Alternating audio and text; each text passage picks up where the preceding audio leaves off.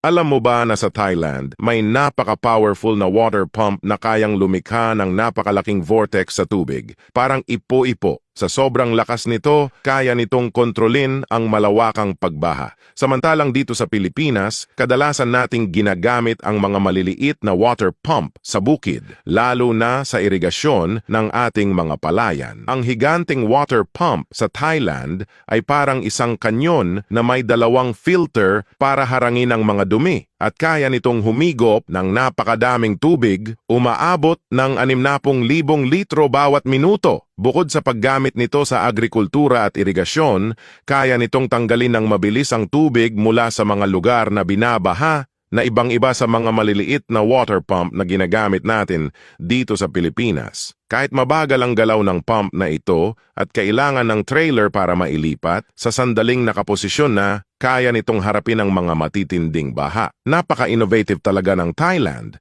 at masasabi nating mas advanced ang teknolohiya nila kumpara sa ginagamit natin dito sa Pilipinas.